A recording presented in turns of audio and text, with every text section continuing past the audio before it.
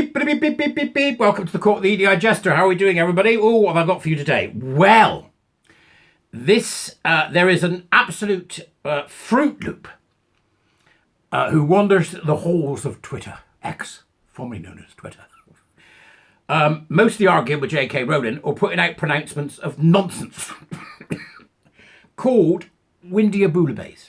Sorry, India Willoughby, right? And India Willy Boy here speaks out on trans rights under Labour. They will come for the gays next. So, all right, men, they're coming for us. They'll come for the gays next. This is from Attitude magazine. Link in the Dubry. This is absolutely crackers. Beyond crackers. Listen to this.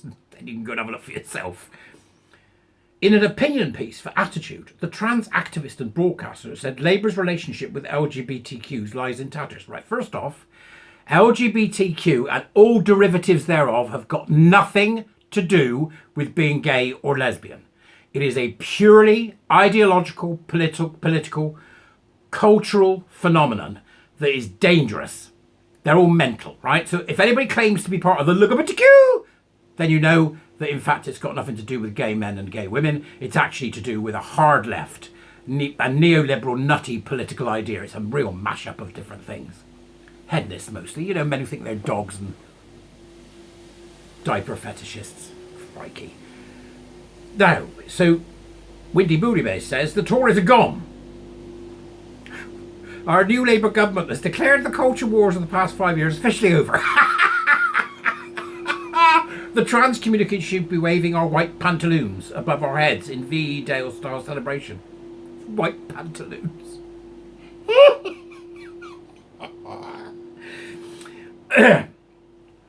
That's VE for victory over exclusionists. Only we're not. Not by a long chalk, says Windy Aboulabays, right?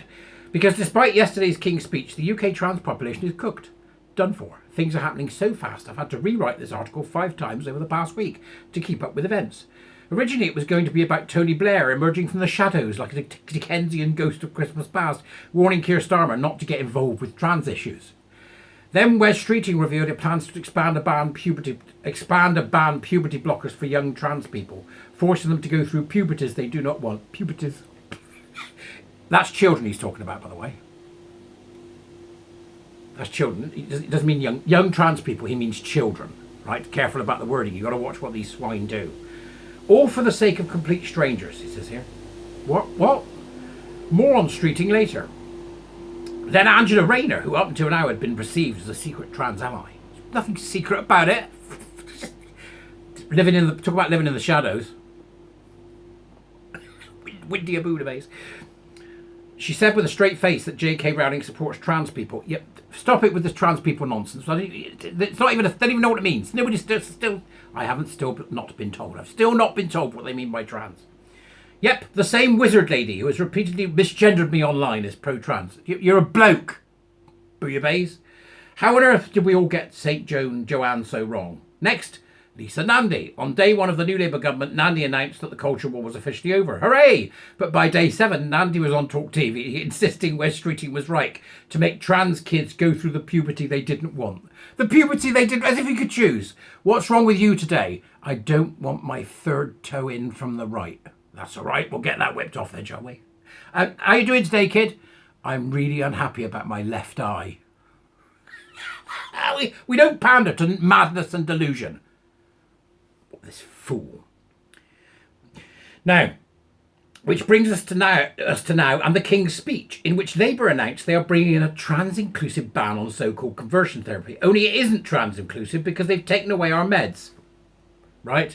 And any trans person of any age now approaching the NSFL will first have to undergo something called exploratory therapy, a rebrand of you-know-what. Exploratory therapy involves long sessions spread over years, quizzing trans people as to why they are trans and trying to find alternative ways to make them happy. And what's your point? There's no such thing as trans, right? The sooner we get our head around that, the better. I ask all gay people reading this, what does that sound like to you? It sounds like they're helping people with mental health so bad that they believe they're something they're not and want to cut their bits off. I'm gay, by the way, bouillabaisse. That want to cut their bits off, right? That want to cut their bodies up. That want to prevent their development. They are so ill That is what they want to do, and they believe there's something they're not. It sounds to me like we're doing what should have been done in the first place, and helping them not harm themselves.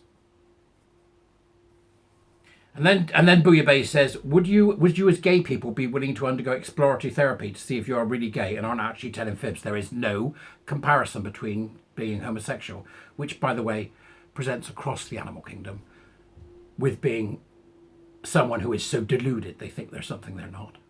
Or paraphiliacs and fetishists, all the stuff that comes with it. Not even vaguely related to being gay. All this leaves the UK in a unique position. What? Being sensible. We are now the only country in the world where puberty blockers are simultaneously banned for one group of patients for being dangerous and life-changing, but the exact same drug and dosage is deemed perfectly safe for another. The NHS will continue to prescribe them to non-trans kids with precocious puberty. Exactly the same med and dosage. Trans health apartheid. This is a very thick and stupid man. If this thick and stupid man does not understand the difference between push and pull, then why the hell is the Attitude magazine even giving him the space to speak? We've got to stop centering these people. They need to be stopped. Fred Wallace was on TV the other night, got a bit of a slap in, but why are you talking to him? Stop talking to them. They're pointless demagogues. Ignore them, right? So if they don't understand, if he doesn't understand, Windy Bouillabaisse, if he doesn't understand, when a child starts puberty at 5 or 6, that can be really distressing. And what we say is, right, take this and it'll stop. Then we'll take you off it and you'll go through puberty at the right age. If you don't understand the difference between that and preventing natural puberty, then there's something wrong with you. You don't understand healthcare. You're an ideologue and an idiot. Right? But you tell me what you think in the comments as usual. Links and everything else you need in the doobras. Bye-bye.